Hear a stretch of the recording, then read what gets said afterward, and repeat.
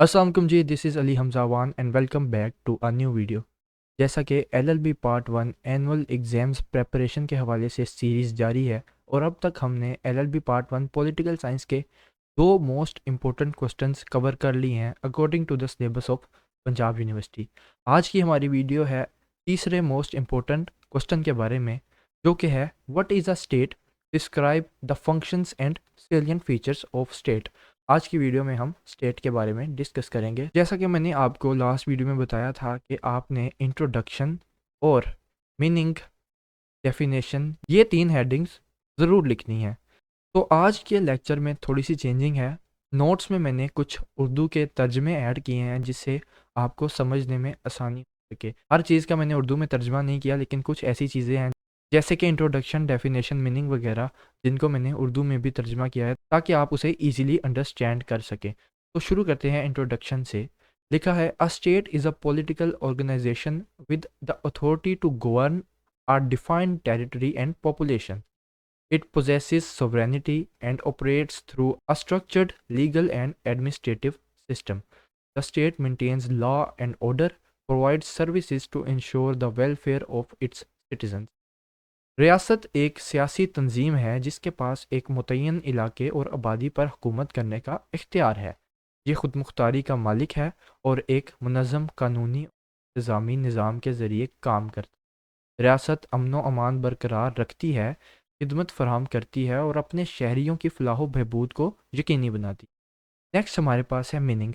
A nation or territory considered as an organised political community under one government. एक कौम या इलाका जिसे एक हुकूमत के तहत मुनज़्ज़म सियासी बरादरी समझा जा सकता है, उसे हम क्या कहते हैं? स्टेट। उसके बाद है हमारे पास डेफिनेशंस। दो डेफिनेशंस मैंने यहाँ पे शॉर्ट लिस्ट की हैं, ये आप लिख सकते हैं अपने पेपर में। थॉमस होब्स कहता है the state is an artificial person whose will is sovereign. रियासत एक खुद मुख्तार मसनूई शख्स है जिसकी मर्जी खुद मुख्तार होती है। जॉन लोकी कहते हैं अ state is a society of man constituted only for the security of property rights and liberties. रियासत एक मर्दों का माशरा है जो सिर्फ जायदाद, हकूक और आज़ादियों के तहफ़्फ़ुज़ के लिए तश्कील दिया गया है, बनाया गया है। अब हम आ जाते हैं अपने मेन टॉपिक की तरफ जो हमने इस क्वेश्चन में कवर करना है, वो है फंक्शंस ऑफ स्टेट और उसके बाद सेलिएंट फीचर्स ऑफ स्टेट। तो पहले हम फंक्शंस ऑफ स्टेट देख लेते हैं। The primary functions of state can be classified into following categories. इन कैटेगरीज में हम फंक्शंस को क्लासिफाइड कर सकते हैं, जैसे number 1, law and order maintenance, ensuring peace and security, peace को, अमन को इंश्योर करना और लोगों के तहफ़्फ़ुज़ को इंश्योर करना।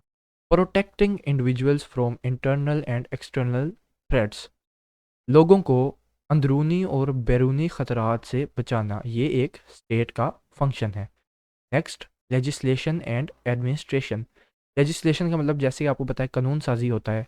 Making laws for governance of society, society को चलाने के लिए कानून बनाना, ये एक स्टेट का फंक्शन है। उसके बाद administrating these laws through institutions like courts and law enforcement, इन कानूनों को देखना और इनकी इम्प्लीमेंटेशन वगैरह यकीनी बनाना, इसके ज़रिए इंस्टीट्यूशन जैसे कि कोर्ट्स और लॉ इन्फोर्समेंट एजेंसीज जैसे कि पुलिस वगैरह। तीसरा फंक्शन है स्टेट का protecting the state against external aggression through armed forces, फौज के ज़रिए अपनी स्टेट को प्रोटेक्ट करना किसी भी बैरूनी हमले से या जंग से। चौथा फंक्शन है हमारे पास economic functions. Regulating economic activities के ऊपर नज़र रखना, उनको देखना, उसके अलावा उनकी जांच करना। Promoting development and welfare through policies and infrastructure, development और वेलफेयर को प्रमोट करना किसके ज़रिए? नई पॉलिसीज़ के ज़रिए और इंफ्रास्ट्रक्चर के ज़रिए। फिफ्थ जो फंक्शन है स्टेट का वो है social services, providing education, health care and other public services to improve the quality of life. State का ये एक मोस्ट इंपॉर्टेंट फंक्शन है कि उसकी जिम्मेदारी होती है एजुकेशन, हेल्थ केयर और बाकी पब्लिक सर्विसेज लोगों को प्रोवाइड करना। Function number 6, foreign relations, managing international relations and treaties. International relations जैसे कि एक स्टेट है और उसके इर्द गिर्द की जितनी स्टेट है या बाकी जितनी भी स्टेट्स हैं उनके साथ उसने रिलेशंस अपने मैनेज करने हैं, उनके साथ अच्छे ताल्लुकात कायम रखने हैं। उसके अलावा ट्रीटीज़ अगर कोई मुआहदे हुए हैं बाकी स्टेट के साथ तो उनको कैसे उसने संभालना है और उन पे कैसे अमल करना है, ये एक स्टेट का फंक्शन है। Representing the state in global affairs, state और स्टेट की गवर्नमेंट का ये फ़र्ज़ है कि वो अपनी स्टेट को इंटरनेशनली रिप्रेजेंट कर सकें। तो ये थे फंक्शंस ऑफ स्टेट। अब हम आते हैं सेलिएंट फीचर्स ऑफ स्टेट। पहला सेलिएंट फीचर क्या है? Population. The state must have a population as it is the people who form the social and political structure of a state. State की एक population होनी चाहिए। पॉपुलेशन की वजह से ही एक स्टेट वजूद में आती है, क्योंकि ये वही लोग होते हैं जो कि सोशल और पॉलिटिकल स्ट्रक्चर बनाते हैं किसी भी स्टेट का। टेरिटरी, एक ज़मीन का हिस्सा। A defined geographical area is essential for state existent. कोई भी स्टेट तब तक एग्जिस्ट नहीं कर सकती जब तक उसके पास उसकी टेरिटरी ना हो, उसके बॉर्डर्स ना हो, उसका ज़मीन का हिस्सा ना हो, जियोग्राफिकल एरिया ना हो। थर्ड सेलियन फीचर है sovereignty. The state has supreme authority with in its territory and independence in external affairs. State के पास एक सुप्रीम अथॉरिटी होती है उसकी टेरिटरी के अंदर, और एक्सटर्नल अफेयर्स के लिए वो इंडिपेंडेंस होती है। ये स्टेट का एक सेलियंट फीचर है। जो भी स्टेट इंडिपेंडेंट नहीं है वो स्टेट नहीं कहलाती। नेक्स्ट है government. An organised government is required to formulate and implement laws and policies. Policies को बनाने के लिए और उनको इम्प्लीमेंट करने के लिए एक स्टेट के पास गवर्नमेंट होती है जो ये सारे काम करती है। There can be no state without a government. उसके बाद लॉ। कोई भी स्टेट है उसके अंदर लॉ होना, कानून होना ज़रूरी है ताकि लोगों को उनके हकूक़ मिल सके। The state operates under legal framework.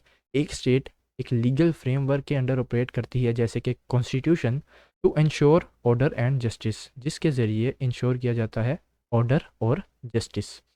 Permanent entity.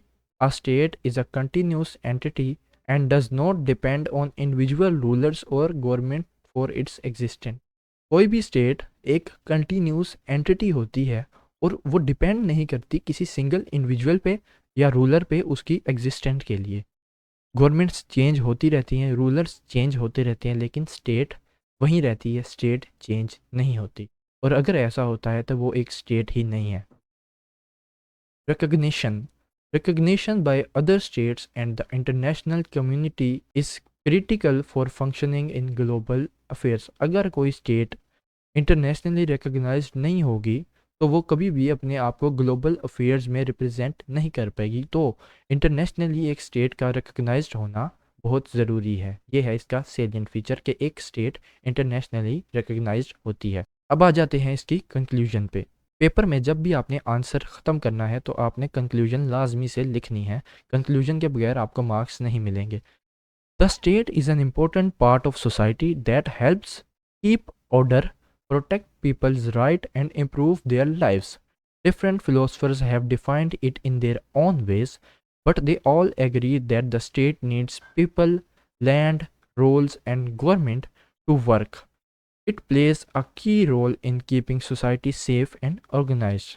लिखा है, रियासत माशरे का एक अहम हिस्सा है जो नज़्म व ज़ब्त बरकरार रखने, लोगों के हकूक़ के तहफ़्फ़ुज़ और इनकी ज़िंदगियों को बेहतर बनाने में मदद करती है।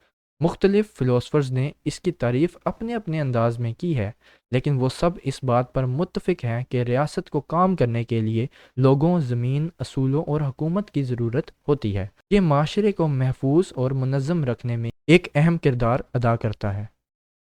तो ये था हमारा क्वेश्चन नंबर 3, जिसमें हमने बात किया स्टेट के बारे में और उसके सेलिएंट फीचर्स और फंक्शंस के बारे में। आई होप सो ये टॉपिक आपका क्लियर हो गया होगा। मैं मिलता हूँ आपसे नेक्स्ट वीडियो में नेक्स्ट क्वेश्चन के साथ। तब तक के लिए अपना ख्याल रखिएगा। अल्लाह हाफिज़।